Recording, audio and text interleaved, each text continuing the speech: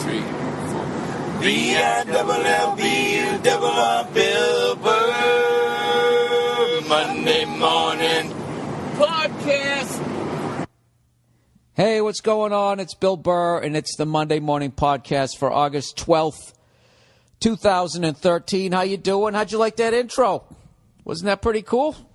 That was actually, you're probably going, who were those fine singers? Jesus Christ, was that just human beings doing that by themselves? No auto-tune? Was Kanye West not in there with a leather fucking skirt on singing about getting his dick sucked despite the fact he just had a baby daughter?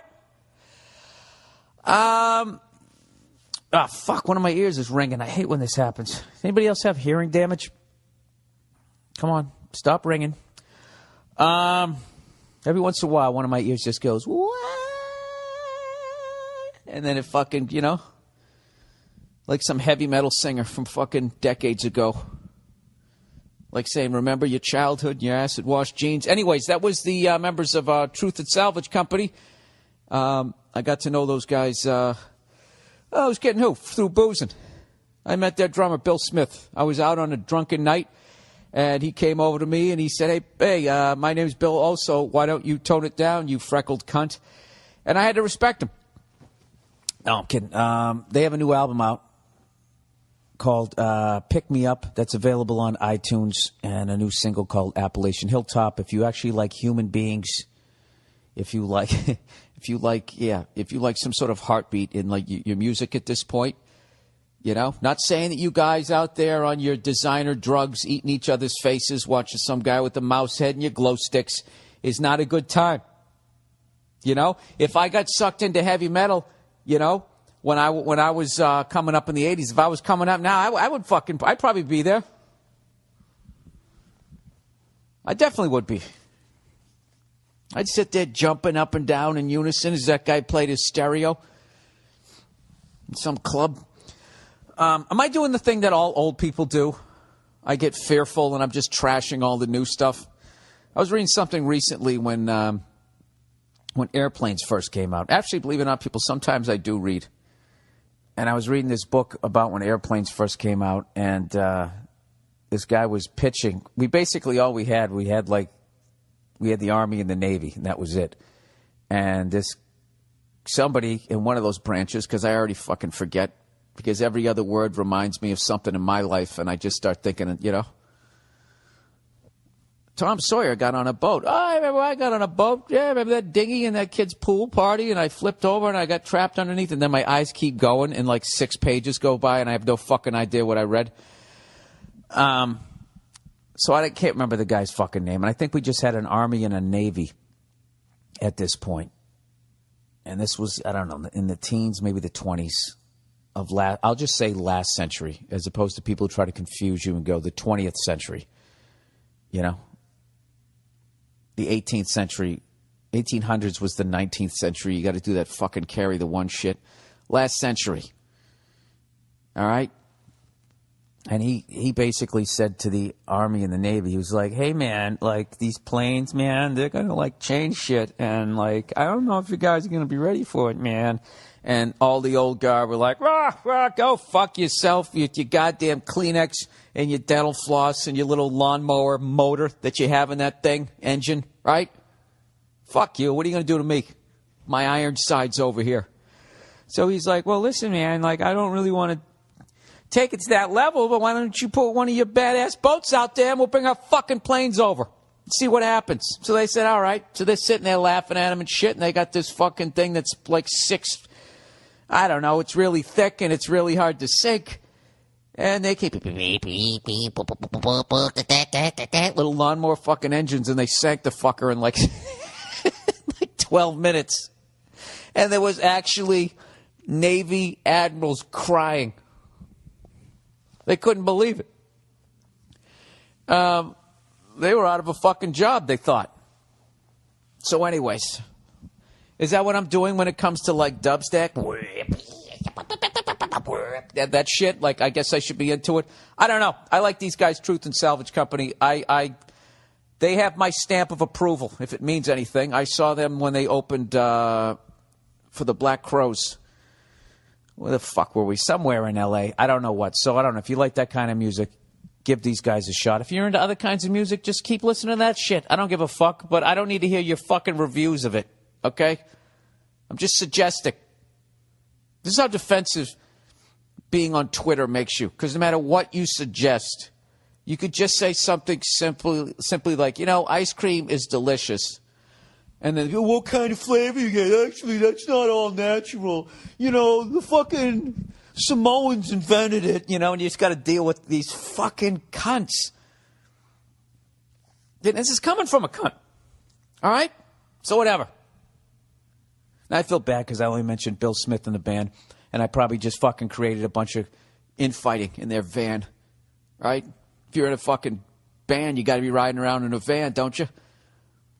Isn't that how it works? Anyways, let's plow ahead, shall we, people? I am still here in New Orleans. As you can tell, the quality of this podcast, the audio at the very least, okay, is much better than last week's because the lovely Nia actually sent out my power strip or the cord, whatever the fuck you call it, and so at least you can hear me. At least you can hear the attempts.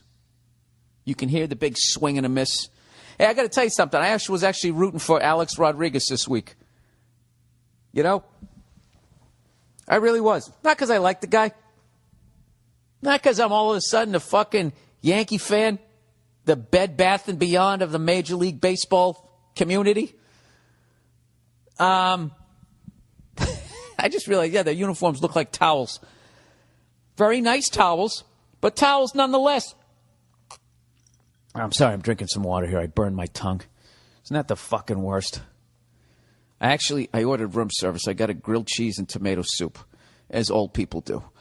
And I uncovered the tomato soup, which was way too fucking hot.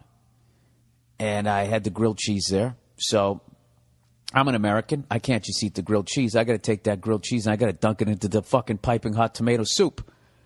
So I stick it in my fucking pie hole. Big bite of that shit. It's lava hot. So what do? I use my brain. My brain says, hey, Bill, that's like you're not going to have much tongue left if we don't do something about this. How about grabbing something cold? So my right hand was like, oh, I got this, and reached over to that nice ice-cold glass of water.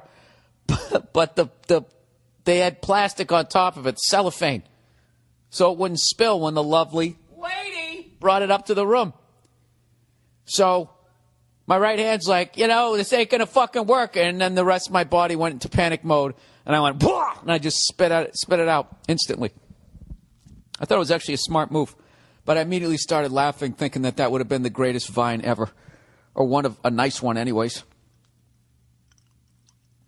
Is Bill Burr burns tongue? Is that what it was? I mean, can you actually do a vine where it's actually just one thing? It's not a bunch of shit spliced together? I don't know what the fuck I'm talking about. I'm just saying I burned my goddamn tongue. All right, people. Just trying to tell a story. I fucking puked that thing out like you ever see a snake when it's in the middle of eating and all of a sudden you walk up to it and it's like, oh, fuck, I think I'm going to get eaten. And then it just sort of opens its mouth and that yak comes out of it. And then the snake's sitting there like, now what's up? Huh? You want to do this? Basically, walking up to a snake while it's eating is like what happened to me when I went to that Buffalo Bills game with my Patriots hat on, and they waited till I was taking a piss, all right, with my Johnson out, and then they pushed me in the back, because that's what they do up there in the City of Lights. Other than eating their fucking wings and losing Super Bowls, they wait till you got your dick out in Buffalo. Don't ever forget that, all right? So when you go up there to the falls over there in Niagara, all right, and all of a sudden you get that sensation that you got to take a piss looking at all the water. Just know that the great grandson of Joe DeLamiere, whatever the fuck you said his name, Fred Smirlis Jr. might fucking push you in the back is all I'm saying. All right? Not trying to cause any static with that great city. Formerly great city. That city that will rise again. Like Cleveland, like Detroit, like Des Moines. Did I ever tell you guys how much I love those cities? I like them. I'm a fan of architecture. And when I go there, I always just look and I'm like, eventually this fucking place is going to blow up in a good way. I mean that in a hip-hop kind of way. Look at me. Look at me straddling the fence of my whiteness.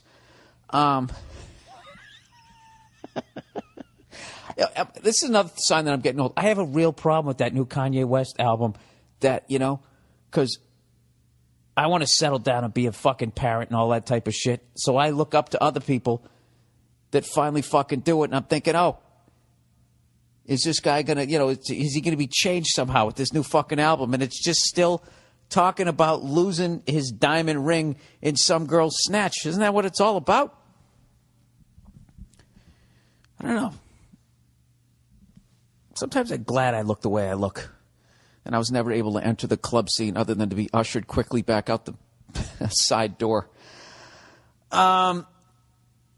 Anyways, what are we talking about here? This is the Monday Morning Podcast, and I hope you're having a nice August. The summer's coming to a close, but this is the golden age of global warming. Water's a little warmer. It's just starting to tickle your toes. But you don't have to worry about getting eaten by a shark yet in your fucking living room. So, I think you might get an extra 3 weeks. 3 weeks of the summer. What's the greatest is the football season is starting. And, I've become a huge college football fan over the years. And I actually realized that my LSU Tigers, my adopted, okay, before anybody in Baton Rouge gets mad at me, like, man, you ain't from here. You ain't from here. Don't be calling them your Tigers. They're our Tigers. Because that's what everyone in the South sounds like to me. All right? Whether you do or you don't, you do. In between my ringing ears. Evidently, they're starting their season, and guess who they're playing? Guess who's back in my life? TCU! Come on, Frogs! They're playing those jackasses on the kickoff day. I know Alabama's playing somebody else. I don't know who the fuck they're playing. Alabama. Can you believe those? You see what those cunts did this week? You see what they did to fucking the Aggies? You know that came from them. That horse shit about Johnny Manziel signing shit. You know that came from an Alabama booster. You know it did. You know it. You know why? You know why I think it came from them? Because they're fucking scared. They're scared that skinny motherfucker is going to run all around the field like the white Michael Vick, all right? And he's going to fucking beat their asses again. I actually saw the replay at the end of the game last year where, Jesus Christ, you never saw sadder-looking faces when they cut to the stands after that interception right down there in the end zone. Tremendous. Oh, look at that. I'm looking out on the Mississippi River. There goes a paddle boat. One of those Tom Sawyer ones. Way back in the day when food was fresh and everybody was dropping the N-word every other word, right? We were exterminating the Indians. Oh, what a beautiful piece of history. All right, what am I doing here? Is it time to do a little advertising, would you say? Well, I don't give a shit. I'm in control of this thing, all right? I'm running this motherfucker. All right, Dollar Shave Club, everybody. There are so many things in this world that irritate me. Canadians fans, script tattoos, people who get to the front of the line and shoot the shit with the ticket agent rather than just getting their fucking ID out and getting on the goddamn plane. Right? With so many things in the world that irritate you, why would you let razors add to it? What I'm trying to say is stop milking your razor blade. Okay? I know what the brand name razors are. This is going to be a bad week of reading. Come on, Bill. Pull it together. It's the first quarter. All right? We already burned the time out. Let's fucking get on with it, man. I know with brand name razors, you're used to paying outrageous prices and exhausting those razors until they start to look like rusty soda cans. Let it go. It's time to move on. Dollar Shave Club delivers amazing quality blades to your door for just a few bucks a month. Never think about it again.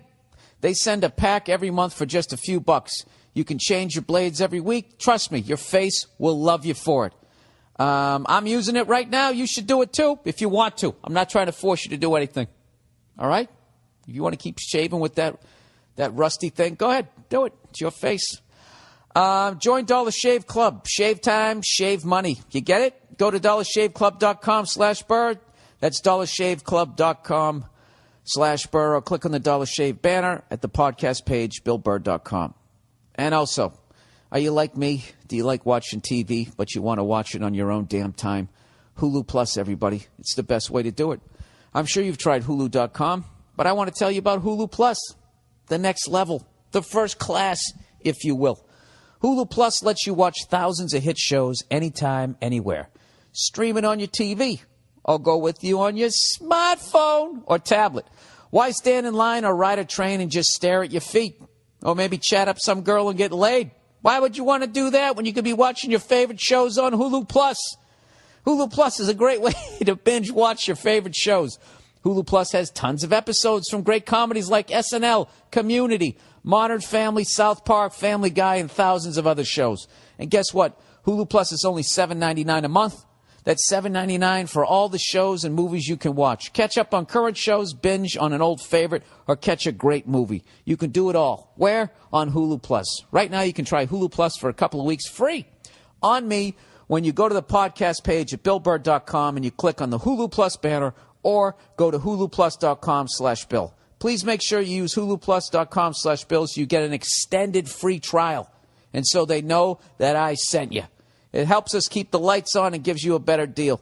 One more time for the extended free trial, huluplus.com/Bill. Oh, look at me. Starting off slow, coming back, killing those reads. All right, where the hell am I? Let's get back to the podcast. Got a big couple of weeks coming up, everybody. I want to thank everyone who went out and bought tickets for the show I'm doing. Co-headlining with Brian Regan. Who's kidding? Kidding who? I'm opening for the guy. We're doing a show at Cobb's Comedy Club. It is all sold out, and the money is going to charity. And I can't wait to do it. Brian's been one of the, I don't know, how long have I been doing this? 21 years? I've been a huge fan of that guy since the first time I saw him, and I've never got to work with him in this capacity, so I'm really, really excited about doing this. And I'm actually also really interested to see how his fans react to me and my filth. All right. So that's on August 27th. And then August 28th, All Things Comedy Network, the network that I've started with the Daily Show's Al Madrigal, Emmy award-winning Al Madrigal. You like that? I have a friend that won an Emmy. I used to know Al Madrigal when it was Al Madrigal. Now, when I talk to him, I have to go, excuse me, Emmy award-winning Al Madrigal. Yeah, me, him, and some other guys, we all started this comedy network called All Things Comedy. Just because, we saw podcasts blowing up. An artist always creates scenes, and then they never end up with the money. The businessman comes in, and we own your podcast, and we get all the money, and you get great exposure. Go fuck yourself. Have fun and behind the podcast music on VH1. So we created like a co-op where everybody owns their shit. We all come together like a capsized ship trying to keep the sharks away until the fucking Coast Guard comes. It's called All Things Comedy, and we're doing a live show. Our official kickoff of this wonderful network that I'm going to begin blogging on. I've already written a blog, and we're going to get that up hopefully sometime this week. And that's going to be on August 28th at Largo.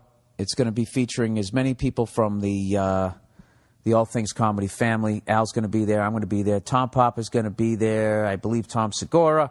And those who aren't are going to try to make videos. It's going to be a great night.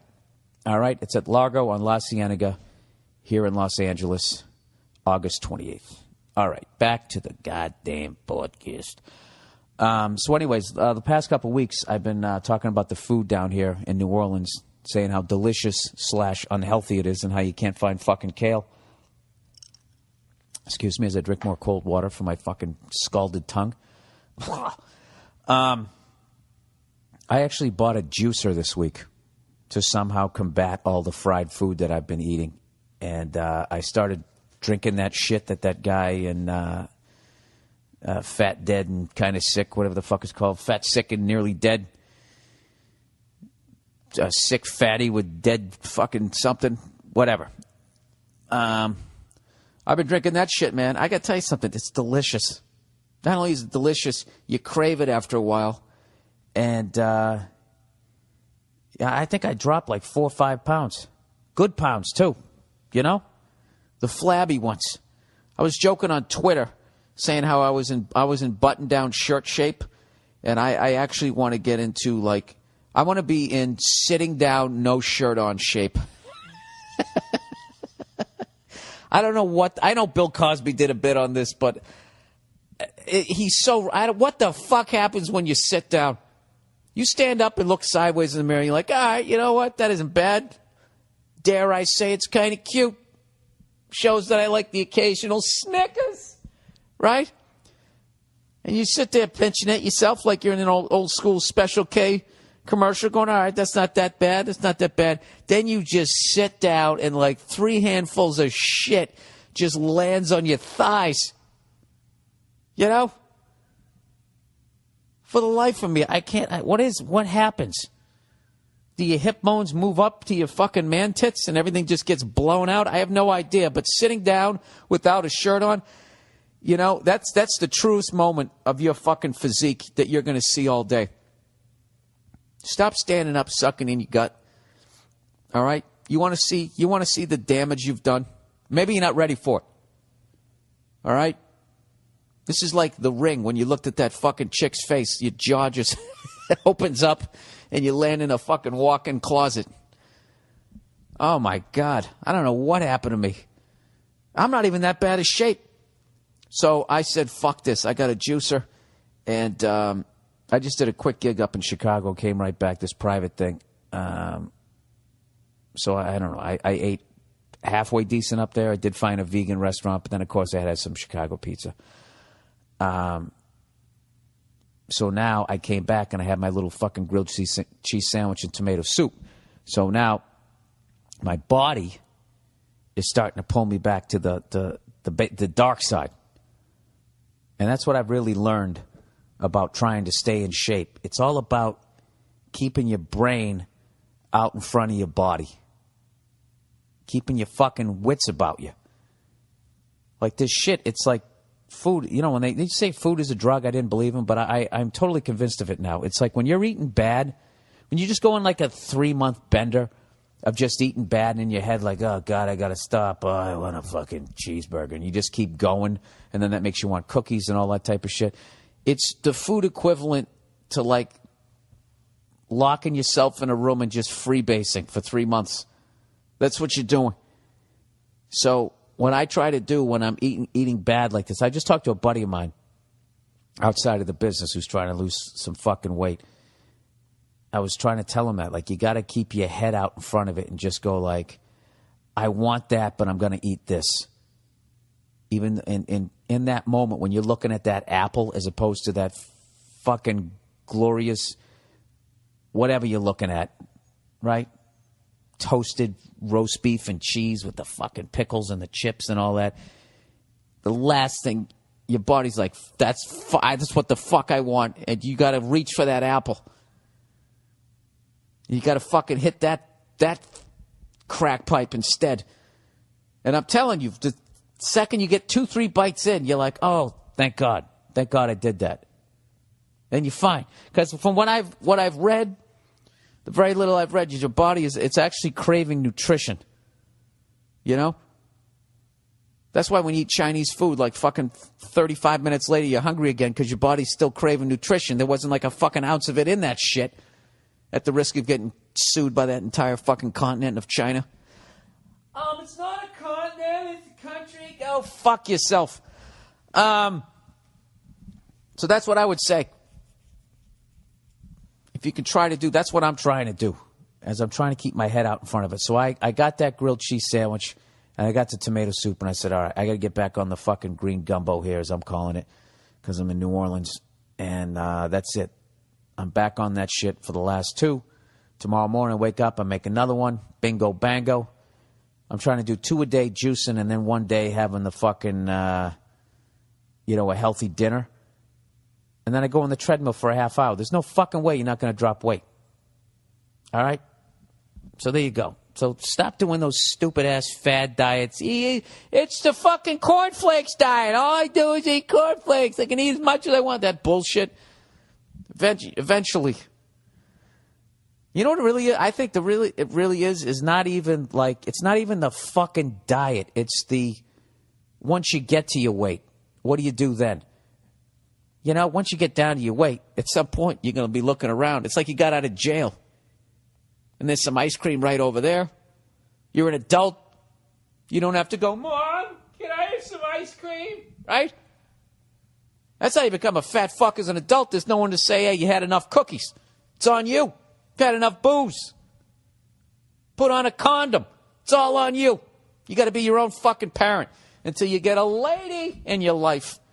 And then she starts fucking nagging at you. Take your shoes off. Get out the rug. Fuck you, lady. When did you become so angry?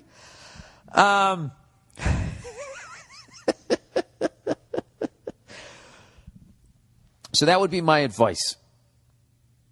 When you're just on, if right now, if you listen to this shit and you're on a bad fucking road, I'm telling you, one of these days in the future, you're going to wake up. You're going to be sitting down on the side of your bed. You're going to glance into a mirror, and you're going to be like, what the fuck? What have I done to myself? You're going to stand up real quick. You're going to try to suck it in and try to deny the truth that you just saw. You hear that? That's the steam engine coming back on the fucking racist genocide 101. The fuck am I? Yeah, just make yourself eat an apple or just eat a fucking salad. You gotta turn the boat around. That's what I'm trying to do. I gotta do it. I fucking went back up to like almost $1.90, and now I'm back down to like the mid 170s. It's the fucking worst. Just trying to lose like 15 pounds is the fucking worst. I can't imagine people who gotta lose more than that. So you know, I don't know how this became more of a weight loss podcast. But I think it's working, though. This guy actually sent me a letter. He said, podcast success story. Dear Wilbur, you, sir, are a god amongst men. Ah, Jesus, I wish that was true. He goes, I used to be a depressed piece of shit. You're typical, the world is against me, nobody likes me, nobody wants me, fucking moron. That's who I was. But your advice on stepping back and making fun of every negative annotation I have, is that a word? Did he write that? Did he type that correctly, or am I a more annotation? I don't know. Not to make you depressed again. I don't know how to spell. He goes, I have fucking changed my life. I'm 80 pounds lighter. I got a great girl, and I've gotten two promotions. You're a comedian. You're not obligated to be Oprah or Maury, but you still make a difference. Thank you, sir, for knocking me back into cohesion. You probably make 20 times more than me. I doubt that, sir, with your 2 big promotions there. But I owe you a drink next time I see you if you're in Canada or Beantown. So you stay classy, sir. Ah, that's great. Good for you, sir. Look at that. He turned it around. Somehow my negative, whatever the fuck, my shaming, my fat shame, my for shame has been working. All right, enough about that shit. So that's what I'm doing. I'm drinking I'm doing that fat, sick, and nearly dead juicing thing, and it's like all green stuff. It's kale, celery, a couple handfuls of parsley, cucumber, zucchini, and then a lime in to take the bitterness out. And I got to tell you, it's fucking delicious. I love it. And I don't know. I think I'm going to incorporate this in every couple of months. Just go back to that. Well, I'll just juice for like 4 or 5 days, just so I stay out in front of it. Just so I don't have to sit down one day and have that fucking beach ball. I got a thing on my button-down shirts. It's the third button down. When that button starts to look like it's doing the iron cross between both sides of my shirt, that's when I'm like, you fucking jerk off. All right? And then what happens is I lay off the beer, and then I just start slamming whiskey. Like, that's my initial, we've begun our initial descent into dieting, is I go from drinking pale ales to whiskey. I really am a freckled mess. All right. So anyways, I had a lot of downtime last week. I wasn't working. I had a couple days off from my episode of Glee. It's a really long episode. I can't believe how long they're filming this, but I guess this is how they do it over there. Must have a hell of a budget. I went on Netflix and I started watching Ken Burns' The War. I know that came out like 5-6 years ago. If you haven't seen it, if you're like me and you're late to the party, dude, that's my recommendation for the week. It's a 7-parter on World War II. Each one's about an hour and 50 minutes long. And I know that sounds like I just told you to watch every episode of Lost. It's effortless to watch this thing, other than the amount of times you have to hit pause and go, Jesus Christ, I haven't done shit with my life. That's what it makes me feel like. Like I can't even begin to. You just got to watch it. You got to watch it. And what's great is it really ties the whole war together. Where, for me, I've always seen they'll always do stuff on it on the History Channel that they'll be talking about the war in the Pacific, or they'll talk about the Blitzkrieg, or they'll talk about D-Day, and occasionally they'll talk about Northern Africa. But this thing kind of goes in chronological order of the whole damn thing. And it's I don't know. I can't explain it. It would be like, what the fuck was that movie that they showed, and they showed it backwards and the guy tattooed shit on his arm? I can't remember what the fuck it was. It's like finally seeing that thing going forwards. It's unfucking real. What? Jesus, I'm too stupid to fucking just go watch the goddamn thing. Watching people 17 years old lying, saying they're 18, and just going out on the front lines and just listening to these fucking bombs whistling in, seeing all your friends getting blown up, and just having to resign to fate. Well, this one's either going to hit me or it isn't, and I'm still going to be fucking shooting at these guys. The stories that they talk about the guys who were flying over on the bombardiers before they had the escorts and shit, and you had to do 25 fucking missions before you had basically completed your obligation, and nobody had ever made it past 14. It's a fucking suicide mission. And they had a guy who actually survived the shit because he was in that little fucking skylight at the bottom of the plane.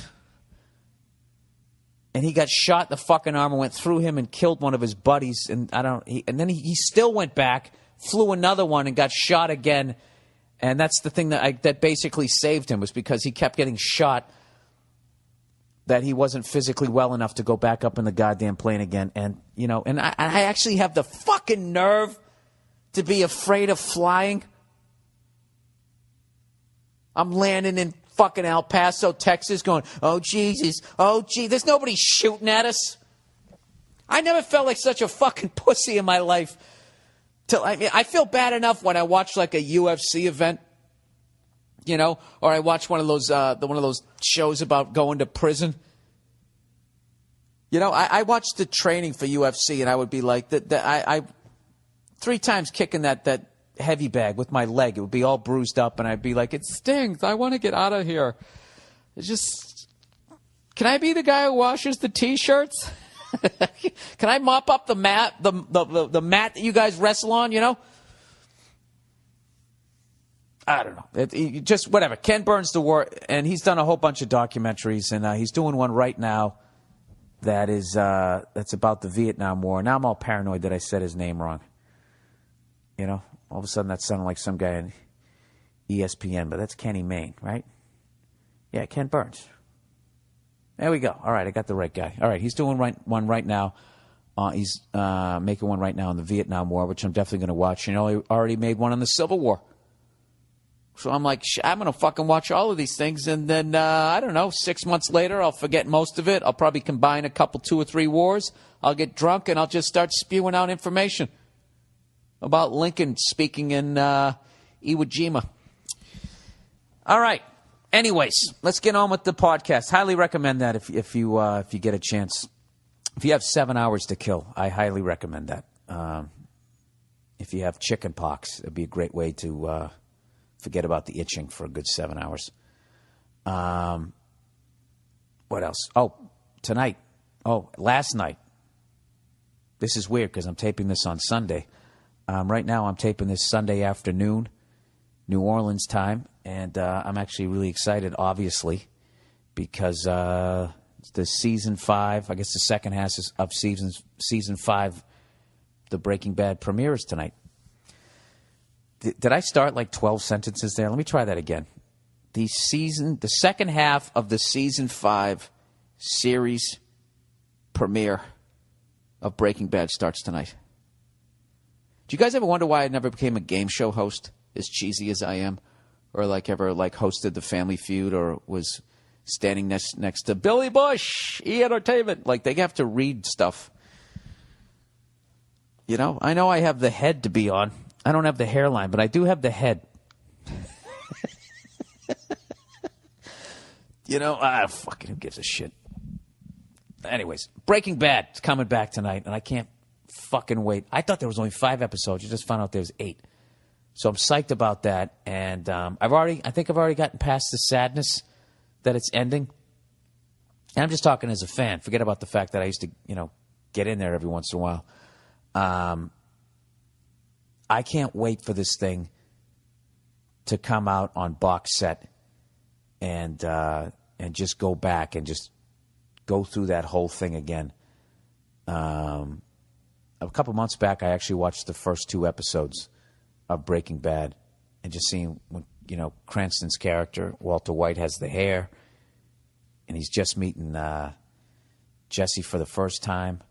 Do you know, I don't know if this is true, but I heard that Jesse was actually, that character they were going to have him killed in the first few, but he was such a good actor, Aaron Paul, that they liked the character so much. I don't know if that's true. I should stop fucking making up shit. I think I remember reading this. Why would you do that, Bill? Why would you? It's one of the few bridges you can actually cross in this business, and now you're going to burn it by putting out misinformation. What the fuck is wrong with you? Anyways, I was somewhere killing time. Oh, yesterday when I was in Chicago,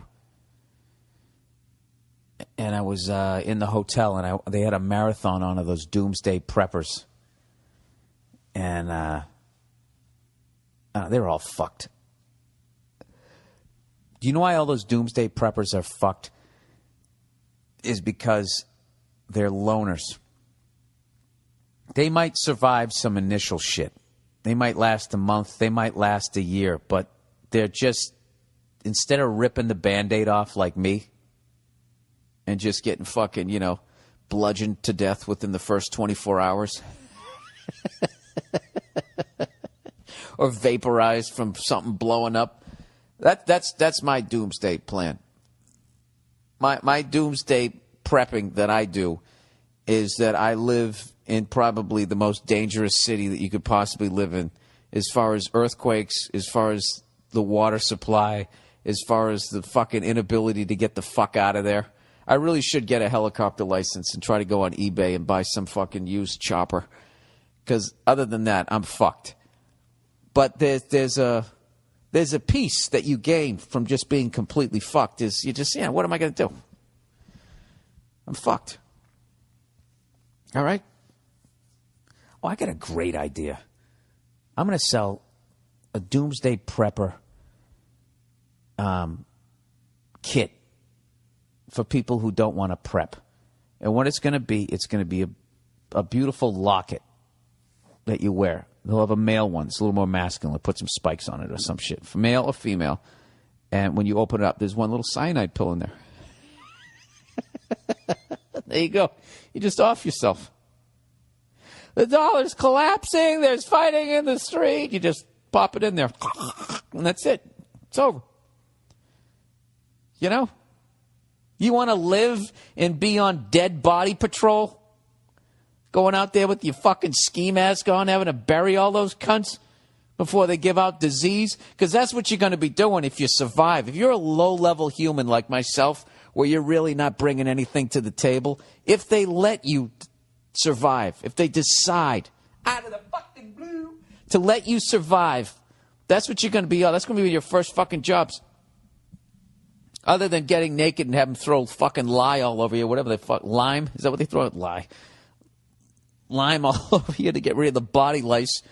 Your job, you're going to go out there in some sort of Tarzan fucking bikini bottoms with that powdered sugar all over you, and you're going to just start, you're going to have, it's going to be it. So my suggestion is either get some cyanide or learn how to operate a backhoe. Because other than that, if you survive, you're going to be standing there with a shovel getting a fucking sunburn that the modern world has never seen.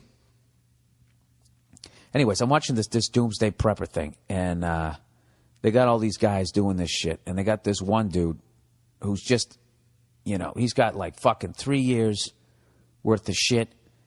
He's got flat screen TV. He's got all this fucking stuff down. I love the flat screen TV. That's hilarious to me. Like, it's the end of the world, but somehow cable still exists. Somehow somebody is at the head of Cable Central, wherever that is, flipping the switch so you can see the final 8 episodes of Breaking Bad, despite the fact everybody connected with Hollywood is now gone. Except for Wesley Snipes. I'm sure he's got a bunker somewhere. Yeah, if you got the balls to not pay the government taxes, you have a strategy in place. Plus, just even if he didn't take martial arts, just the sword swinging alone that he had to learn, the choreography, that would scare the fuck out of most zombies, and they'd turn the other way, right? So he's got all of this stuff, and he's sitting there talking about, he's still afraid of the Russians and a nuclear holocaust. He's been prepping for 30 years, because that's basically what they used to scare the shit out of us about. I came in the tail end of it in the 70s. And this guy was older than me, so they psychologically fucked this guy up so bad that he was now, stockpiling this hole in the ground. And then he found out that recently declassified information said that the Russians had detonated some fucking, 200 megaton fucking something or other. The biggest bomb ever detonated, they did it. And he realized that he wasn't deep enough. So he went out and he bought this big steel fucking tube. And the whole time he's doing this guy is like 200 pounds overweight. And it's like, dude, you better deal with that first. Like, you're going to drop of a fucking heart attack before they drop a fucking bomb on us. And he finally addressed it. He said, I probably should get myself in better shape. Of course, he was sitting down the entire time. And even with the T-shirt on, the guy was so fucking fat you could tell that he was finished. But so I actually liked the guy because he finally addressed the fact that he was out of shape and needed to do something about it. But towards the end, there was this 15-year-old kid who, since the age of 12, maybe he was a little bit older. When was 2008? That was 5 years ago. He was about 17. He was 12 when the 2008 banking collapse happened. So he went on the internet and he started reading up on banks and probably saw the conspiracy theory that I did, and it scared the fucking shit out of him as a 12-year-old. And this fucking kid has been like scavenging / stealing shit wherever he can because he doesn't have any money. And he has all these guns and he has these fucking swords and shit. He dresses in fatigues and stuff. And his mother is just sitting there going like, I always wanted a normal son. I don't know why he feels he has to do this. And now he's brought a friend into a fold, and then they brought a friend into the fold, and he brought a third person into the fold. And it's literally like, lady, did you see Columbine? All right? I'm not saying this kid is like that, but like, what the fuck are you doing? Her big parental moment was he's not allowed to go to the gun range without her. She goes there and lets him practice, and this fucking kid was great. His spread was basically from, one ventricle to the fucking other. All right? Is there 2 ventricles, or is that an aorta? I don't fucking know. I'll Google map the heart at the end of this. Yeah, he was basically hitting it all center mass, right around your fucking heart, right? But then he goes home and he's got the ammo and he has the guns in his fucking bedroom. And, he's like, I'm thankful to grow up with guns. He didn't even have a southern accent. Why am I fucking trashing the South again? He had this fucking awful haircut. He didn't have a girlfriend. He's going down this rabbit hole, and she's just letting him do it. And I found it really disturbing. I don't find it disturbing when, like, I see those kids smiling and they have rifles and their parents have gotten them into hunting. I know people out where I live and when I lived in New York City, they freak out about that stuff. Really intolerant of it. You know, as they eat a fucking chicken burrito. But I don't. I think you should know how to hunt and do all that type of shit. You know what I know I could fucking kill? I could kill a pig, a wild boar. I would love to go out and do that. Fucking shoot that thing. You know? Now I want to hear from the rednecks out there. What am I in for? If I miss and that thing comes up on me, don't they just start fucking eating you? They're pigs, right? They fucking eat anything. Would I scare them? Or would I look like one of those white chocolate-covered pretzels? They'd think my freckles were salt. They'd be all over it. Would it be okay? Can somebody, you know, next time I do one of my southern tours here, can you guys take me pig hunting? And I want to fucking do it up. I'm going to go Rambo style with a crossbow, but I do want to have a backup Uzi. And I know, if you're a redneck, I know you have a fucking Uzi that's been fucking handed down since the 80s, whenever the fuck Uzis came out, before laws prevented you from getting them. It's for, I'm hunting quail. Is this America? All right, let's get into some questions for the week here. I'll read the last couple of advertisers. Why don't I do that? All right, here we go. Had a bad first quarter. I did great in the second quarter. Let's get out. We got another 30 minutes. Let's win this game. Here we go. The last couple. LegalZoom, everybody. Most Americans don't have a will. But why? You don't want government rules dictating what happens to your property and minor children, do you? So why procrastinate? Most people say it's too expensive or it's too time-consuming. My answer is LegalZoom.com. Too expensive? You're going to love LegalZoom's reasonable prices. Too time-consuming? Most people finish the online process in just 20 minutes. And we're not talking some fill-in-the-blank BS form here.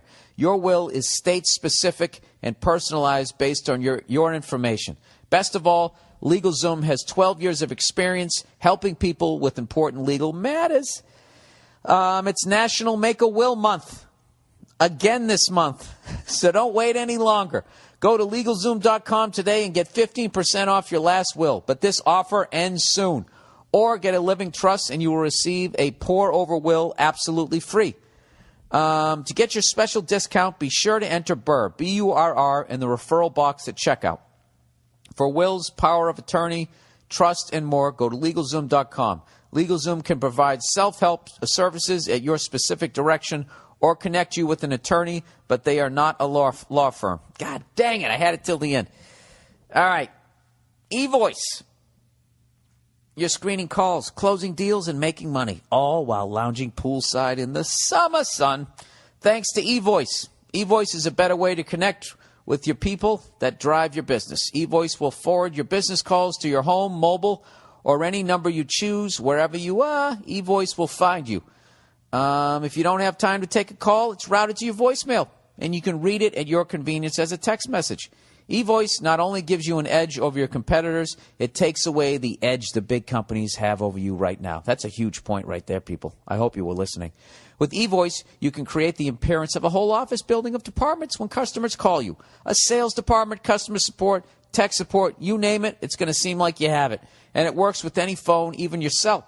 Hey, it's summer. Don't be stuck in your office all day. Free yourself with a free 30-day trial of eVoice. You can see what I'm talking about. Go to eVoice.com and enter the promo code BILL for your 30-day free trial. That's eVoice.com, promo code BILL, or go to the podcast page, BillBurr.com, and click on the eVoice banner. And now it's time for the stairway to heaven of advertisers here. The last and final one, Stamps.com, everybody. Pretend you have a wad of cash in your hand. Now imagine throwing it in the trash. That's exactly what you're doing when you're leasing one of those expensive postage meters for your small business. Long-term commitments, maintenance, and reset fees, expensive ink. It's crazy. I know a better way. What is it? Stamps.com, everybody. With Stamps.com, you get all the benefits of a postage meter and more at a fraction of the cost. Just use your own computer and printer to get official U.S. postage for any envelope, any package, any class of mail. Plus, no more time-consuming trips to the post office. Everything you would do at the post office, you can do it right now from your own desk with Stamps.com.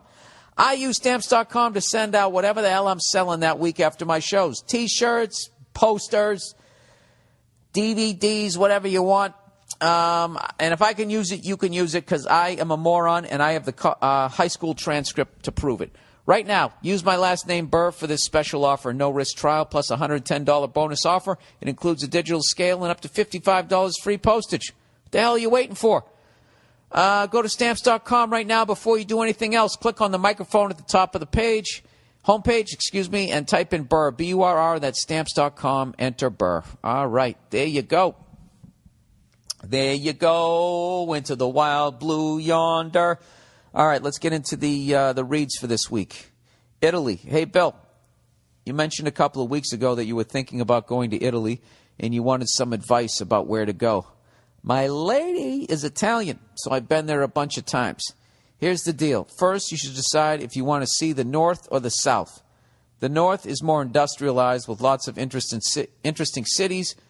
Yeah, and San Marino, too. All right, isn't that where the Blue Bloods stay? Good food and has a more vibrant urban feel. The South is more country style with good weather and beautiful nature. I think I kind of like that. You could think of it being very roughly like the difference between New England and the South back in the States. In the winter, the North will be pretty cold and the South will be a little more balmy. They both are the shit. All right, cool. And where's Rome? Rome's like right in the middle? I got to get to know that type of stuff. I can't wait to go. That's what I'm going to do right before my European tour. Is I'm going to go to Italy for a couple of days, like 2-3 days. Why the fuck wouldn't you? If you're going to be over there anyways, I'll get acclimated to the time change while eating some of the best food on the planet. I mean, my two favorite kinds of food is Italian and Japanese. Those are my two favorites. I love them both. Fucking delish. So I got to figure out where I'm going to go. And because I only have 3 days, I don't want to go there and try and do a bunch of things. I think I just want to go there and eat. I'm big into stadiums. Maybe I would see the Roman Coliseum, but I think I just want to, I don't know what I want to do. I just want to eat in some fucking just great place and taste really clean food. With like what I so respect about Italians is how much they give a shit about the food making process. You know, I've told this shit before. I used to know more Italian guys back in the day when I was living in Boston, and I swear to God, they would watch me make a meal, and it would like be upsetting them, and eventually they just have to take over and be like, just get out of here. Like they would watch you fucking up a piece of meat, and it would upset them, you know? So you got to respect that. All right, here we go. Salads. Oh, by the way, that's another great part in the Ken Burns documentary is, you know, I always saw Mussolini giving the speeches. Oh, he's got one great one where he keeps doing this thing with his hand, like he's just fucking talking shit. Like Hitler makes me want to speak German, and Mussolini makes me want to speak Italian. Just watching their speeches, watching Hitler screaming and yelling. Like, you know, we used to be quiet, now we suck, I'm sick of this shit. I mean, is that what he's saying? I want to know what the fuck is he yelling about. And Mussolini, that look of confidence on his face, I just want to hear what the fuck he's talking about. I'm sure there's transcriptions, but it's got to be better if you actually know the language. And I got that fucking Irish thing where I got to do everything the hard way. So all I would ever see was Mussolini giving the speeches and then him fucking hanging by the meat hook, him with his fucking girlfriend. And I always wondered what the hell had happened. And I didn't know that he had gotten captured. And then the Nazis came in and freed him. You know, like the fucking Expendables or some shit. Is that a right reference? I never saw one of those movies, but that seemed like what they were doing, like they were rescuing people. And then he got caught again. and he tried to talk his way out of it again. And his last words was basically saying no. Like, no, no, no. Jesus fucking Christ. What a fucking way to go out. I've been talking about that in my act. It's just, that guy in like a year's time, he went from just like having boy band fame and everybody screaming and throwing bras at him and shit to be like on his knees like, nah, nah. They killed him and his woman. I love it too. It was his mistress. I believe that's what they call. I don't fucking remember. I'm already starting to forget the shit. And then they brought him into town, and everybody was kicking him, and his face, they just kicked the shit out of his face, and they're spitting on him, and they hung him by a meat hook. It's like, what happened? You think it's bad to be like, in O-Town? Try being a fucking dictator, man. It's brutal. It just does. That's why they never have a behind the music for dictators, because you know how it, for the most part, how it fucking ends. You don't end, you're not lying in bed, going through some fucking Buddhist, this is the death process, where they teach you how to die peacefully and you're surrounded by fucking loved ones or whatever. This is the exact opposite of that shit. Hitler blew his brains out. What's his face? Mussolini. I just told you what the fuck happened to him. Saddam Hussein, they dragged him out of a fucking hole. He went out like a gangster, though, man. That Jesus Christ. He refused the hood. They put the rope around his neck, and he was getting heckled. This is his shit. Like when people talk about, when they go and they look at comics getting heckled and taking on the crowd. He has to have the best one for dictators. He was standing there, and he's getting heckled, and he's giving him shit right back with a fucking rope around his neck. You got to respect that, man. I would have been like Mussolini. No, come on. I'd be trying to fucking wriggle my fat head out of it. I definitely would have taken the hood. Who else? No, the fatty over there in little fat boy in Korea. I wonder how he died. He's probably watching like Little House on the Prairie or something. He was a weird guy. He was into movies and shit. He actually, he lived. It's very few that actually get to make it that far, They get to continue work. It's like actors who get to continue working on into their 70s and still doing like Oscar-winning work. It's very difficult. Most people fall by the wayside. All right, Bill, we get it. Okay. All right.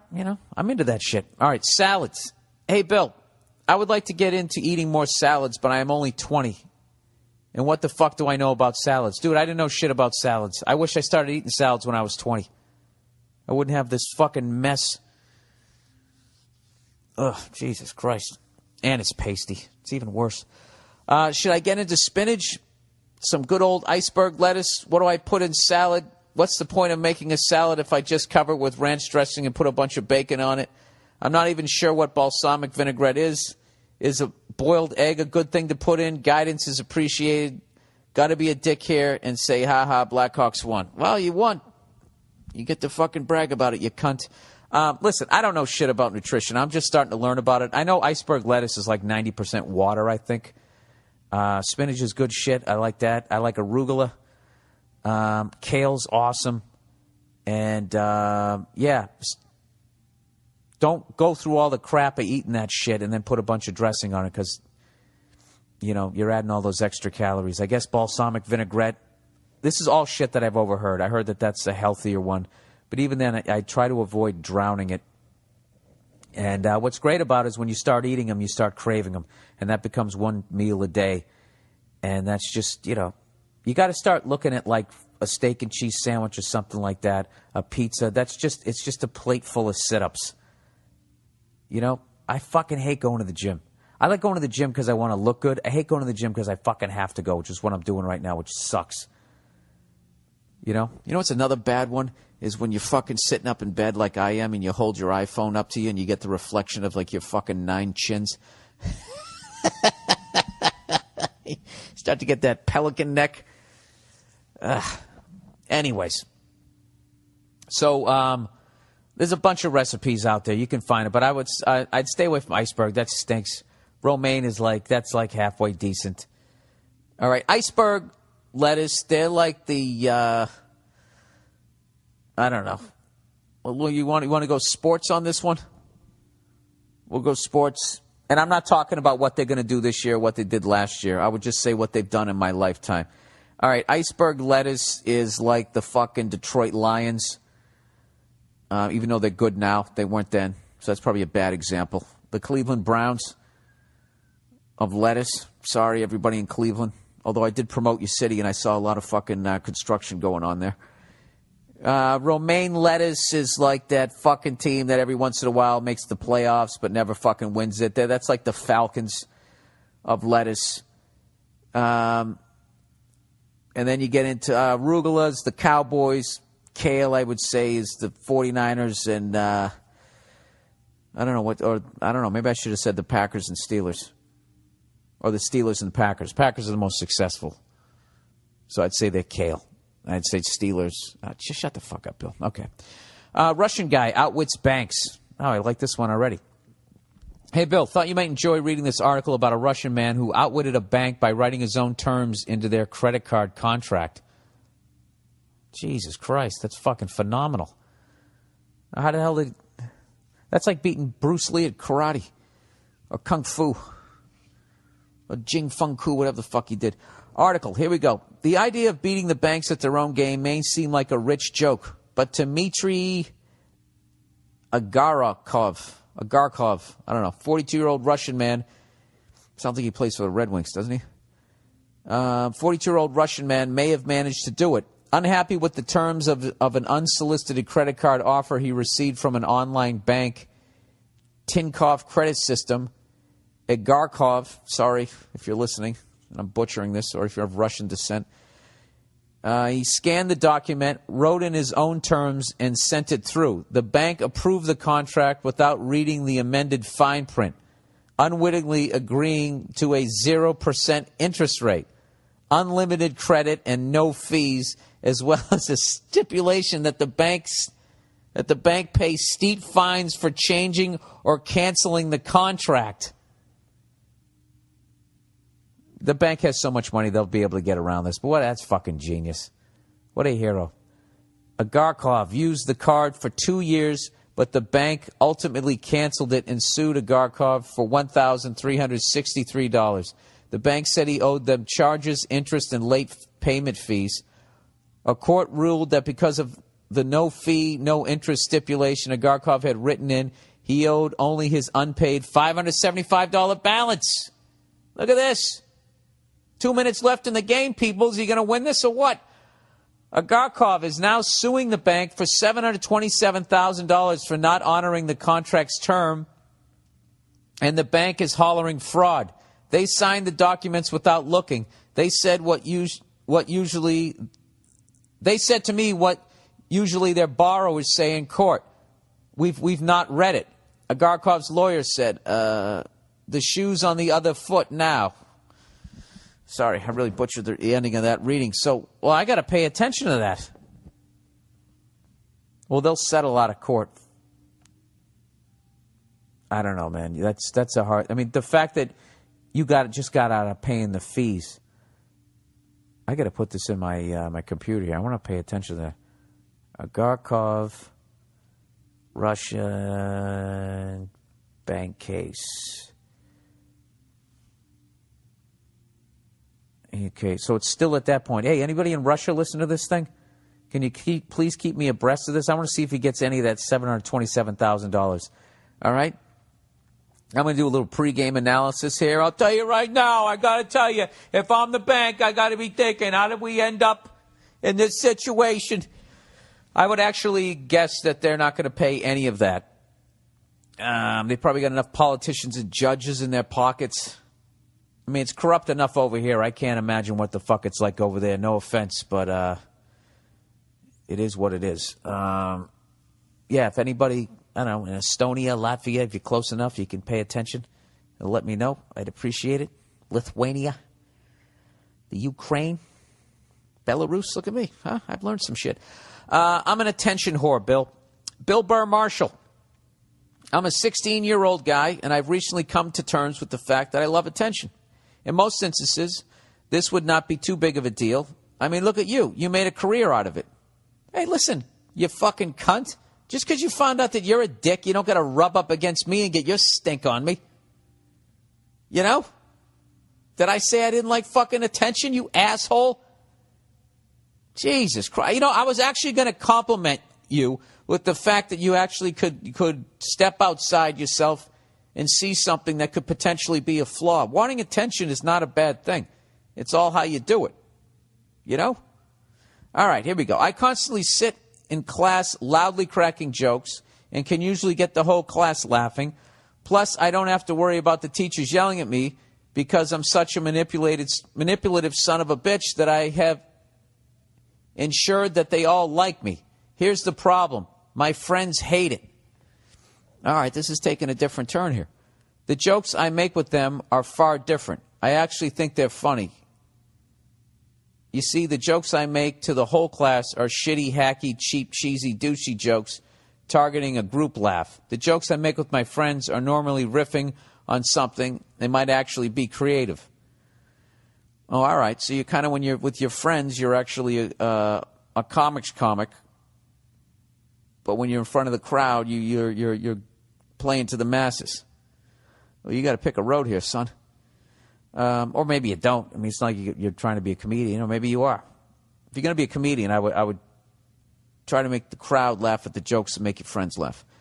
All right, here we go. Now I know the simple solution seems to be stop being a class clown, but I just love the attention. I'm so emotionally undeveloped that I crave the class approval and attention. Dude, you're not emotionally undeveloped. This is unbelievable that you have this sort of knowledge of self at 16. I certainly didn't. What you know at 16, I don't think I knew till I was 36. So you're in a good situation here. He goes, I love being the center of the class, making everyone laugh, despite knowing that I'm being fake and not myself. What should I do? Should I stop cracking the shit jokes in class, or should I tell my friends to get over it and keep being that guy? Thanks, and go fuck yourself. First of all, I don't know what the fuck your friends have a problem with. I mean, how bad are these jokes you're saying? And you're basically, what you're doing is, in class, sounds like the first, I don't know, 3 to 6, 7, 8 years of being a stand-up comedian, where once you figure out how to make the crowd laugh, you then try to be like, well, I want to be like, say what I really want to talk about up here. Basically, find your voice. So I don't think that you should make a change because of your friends. I think you should make a change because you want to make the change. You know? Wouldn't that make sense? If you like the attention and that type of shit, who gives a fuck? But if you want to take your class clownery to the next level, I would go with some of the more creative stuff. You don't have to always go with the shit joke, but I have to commend you that when I used to be a class clown, I would always get in trouble, and the teachers didn't like me. So the fact that you're able to do that is great. And I think you're going to be real successful in life. You could do anything. Politics, show business, sales. If you can actually talk to a crowd, that really puts you ahead of the game, I would think. All right, he also says, P.S. As a Blackhawks fan, I would just like to personally thank Boston fans for being so classy, respectful, and dare I say, saint-like. Saint-like. From the bottom of my heart, my Blackhawk heart, I would like to personally thank each and every Bruin fan. You are all models of fandom. Thank you for fucking mocking that.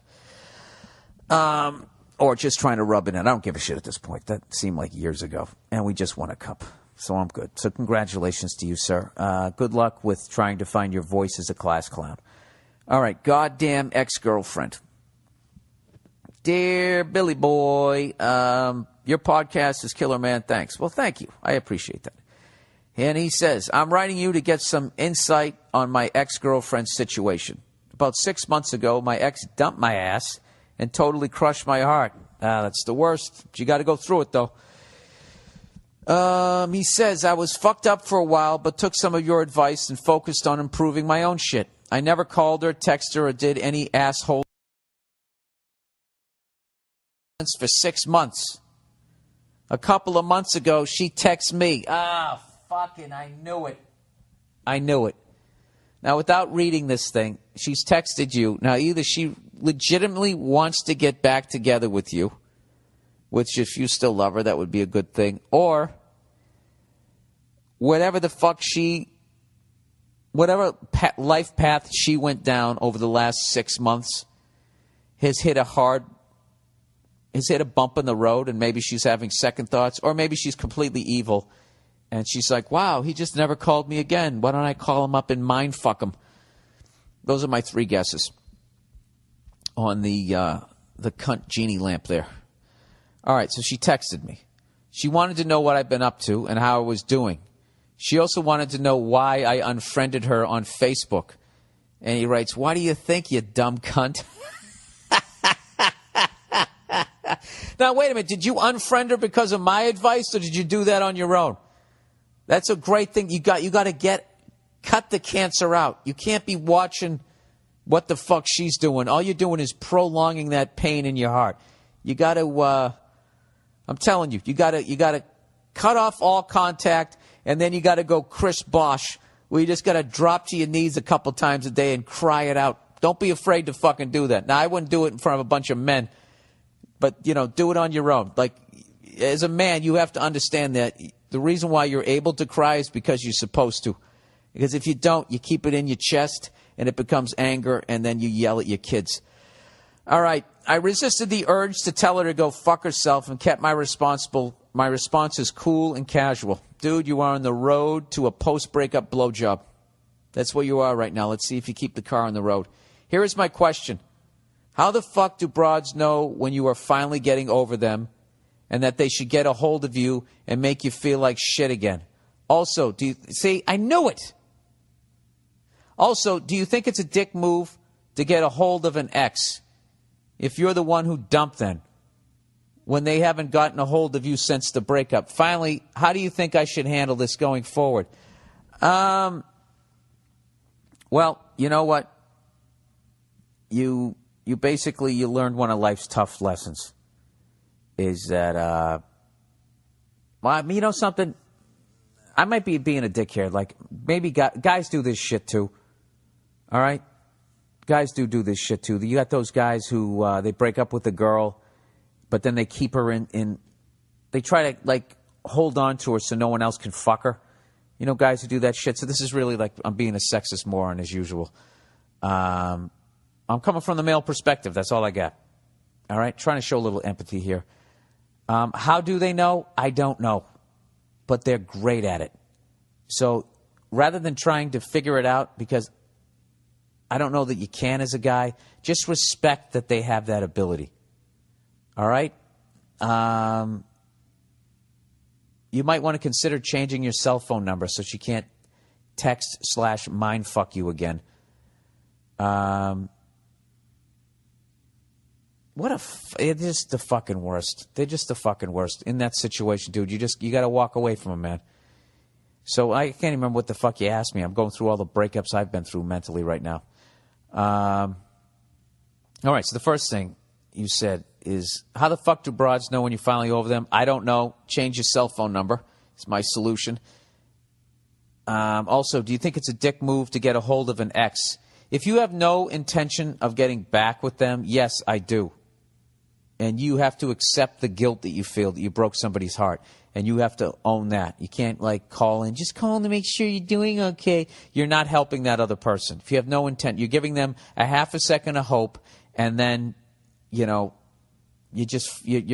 ruining them. You got to let them go. And lastly, how do you think I should handle this going forward? Yeah, I would say don't respond to her texts, or even then, just her texting you and seeing your name and knowing that she's thinking about you, and your heart's still going to be like, well, maybe she wants to get back together. I would just change your number. Start over again. Go Bill Bixby. Get a backpack. Walk out of town. Go down the fucking street. Start working out. Get some new women in your life. That's another thing. Go out there. Go hit on something you think's out of your league. Who gives a shit? Go have a good time. Hitting on a girl that's so-called out of your league is like playing a sport against people who are better than you. It makes you better. It ups your game. All right? So then when you play against somebody who's only a little out of your league, you're used to playing beyond, and you're not nervous. You're used to that speed. You know? Does that make any fucking sense? I hope it does. Anyways, that is the podcast for this week, everybody. Thank you, as always, for everybody who's contributed with the questions and everything. That really is the last half of this podcast every week. And also, I forgot to mention that the last couple of weeks, if you'd like to support this podcast, a very easy way is if you plan on buying on something on Amazon.com, just go to BillBurr.com first, click on the podcast page, and click on the Amazon banner that we have. That'll take you right to Amazon. And you don't have to do shit after that. It doesn't change the prices of anything.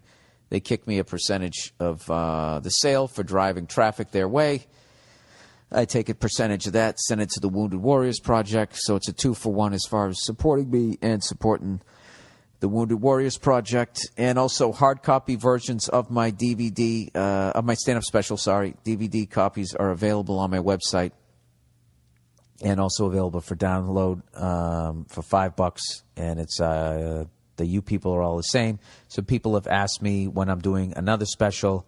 I've begun talks about planning about doing one in the first half of next year. I do them every other year.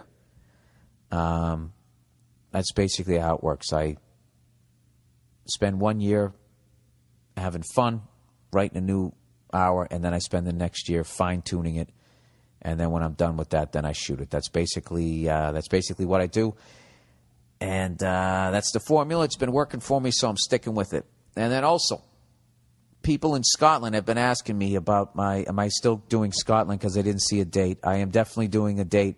Things got moved around. I'm doing 2 shows in London. I'm still doing one in Scotland. It's going to be at this theater. I forget the name of it, but I'm somewhere around the 4th or the 5th of December or something like that. But hopefully at some point this week I'm going to get an official date, and I'm going to tweet about it. I will Facebook about it, and I will podcast about it next week. And thank you to everybody over there who's been buying up the tickets. It's starting off really strong. And somebody actually sent me a link for the advertisement in Stockholm. And it was really cool. It was, other than my name, obviously, it's all written in fucking Swedish and shit. And it's just, it's the coolest fucking thing ever. That there's people on the other side of the world speaking a different language, and they're writing about a show that you're going to go over there and go do, you know? It's fucking awesome. So, anyways, I'm really excited about that and all the shit that I have coming up. Oh, by the way, if you're not into motorcycle racing, or you'd like to get into it, they got one of their Grand Prix, I think it's in Indianapolis or something, somewhere in the States this weekend coming up on August 18th, I believe. I'm actually going to watch it now that I got a motorcycle license. I watched that documentary on Netflix about all those motorcycle racers and that type of shit. It's just fucking the balls that takes. It's like you're in a Formula One car, except you don't have a roll cage around you. It's unfucking real, the balls that takes. So I'm hopefully going to have time to watch it next Sunday. I'm definitely going to try to find a bar out here. And once again, thanks to everybody in New Orleans. Been having a great time coming around town, going to the open mics, doing the stand-up shows. Been getting a wonderful reception, and I've been trying out a lot of new stuff. So I'm having a ball down here. I'm going to be down here for another week and a half. And then I'm back up. Where the hell do I go? I go up to Connecticut to do the MGM, and then I do, I think, the University of Cincinnati. And then I'm back out to L.A. And that's the deal, everybody. That's the podcast. Go fuck yourselves. Have a great week, and I'll see you later. Unison, is that guy played his stereo in some club? Am I doing the thing that all old people do? I get fearful, and I'm just trashing all the new stuff.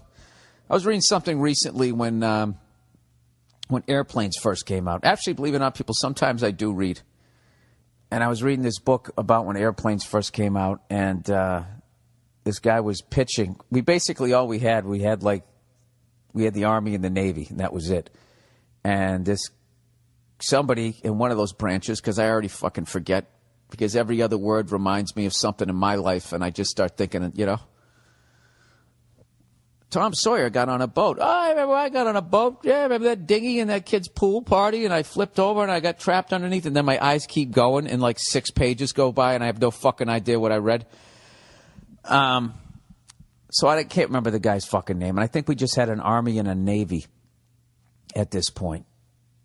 And this was, I don't know, in the teens, maybe the 20s of I'll just say last century, as opposed to people who try to confuse you and go the 20th century, The 18th century, 1800s was the 19th century. You got to do that fucking carry the one shit. Last century. All right? And he basically said to the Army and the Navy, he was like, hey, man, like, these planes, man, they're going to, like, change shit. And, like, I don't know if you guys are going to be ready for it, man. And all the old guard were like, go fuck yourself, your goddamn Kleenex and your dental floss and your little lawnmower motor that you have in that thing, engine, right? Fuck you. What are you going to do to me? My iron side's over here. So he's like, well, listen, man, like, I don't really want to take it to that level, but why don't you put one of your badass boats out there and we'll bring our fucking planes over and see what happens. So they said, all right. So they're sitting there laughing at him and shit, and they got this fucking thing that's like I don't know, it's really thick and it's really hard to sink. And they keep little lawnmower fucking engines, and they sank the fucker in like 1, 2, 3, 4. B-I-double-L-B-U-double-R, Bill Burr, Monday morning podcast. Hey, what's going on? It's Bill Burr, and it's the Monday Morning Podcast for August 12th, 2013. How you doing? How'd you like that intro? Wasn't that pretty cool? That was actually, you're probably going, who were those fine singers? Jesus Christ, that was that just human beings doing that by themselves? No auto-tune? Was Kanye West not in there with a leather fucking skirt on singing about getting his dick sucked despite the fact he just had a baby daughter? Fuck, one of my ears is ringing. I hate when this happens. Anybody else have hearing damage? Come on, stop ringing. Every once in a while, one of my ears just goes, what? And then it fucking, like some heavy metal singer from fucking decades ago. Like saying, remember your childhood, your acid-wash jeans. Anyways, that was the members of Truth and Salvage Company. I got to know those guys. I was getting through boozing. I met their drummer, Bill Smith. I was out on a drunken night, and he came over to me, and he said, hey, my name's Bill also. Why don't you tone it down, you freckled cunt? And I had to respect him. No, I'm kidding. They have a new album out called Pick Me Up that's available on iTunes, and a new single called Appalachian Hilltop. If you actually like human beings, if you like some sort of heartbeat in like your music at this point, not saying that you guys out there on your designer drugs eating each other's faces, watching some guy with a mouse head and your glow sticks is not a good time. If I got sucked into heavy metal, when I was coming up in the 80s, if I was coming up now, I'd probably be there. I definitely would be. I'd sit there jumping up and down and like 12 minutes. And there was actually Navy admirals crying. They couldn't believe it. They were out of a fucking job, they thought. So anyways, is that what I'm doing when it comes to like dubstep? That shit, like I guess I should be into it. I don't know. I like these guys, Truth and Salvage Company.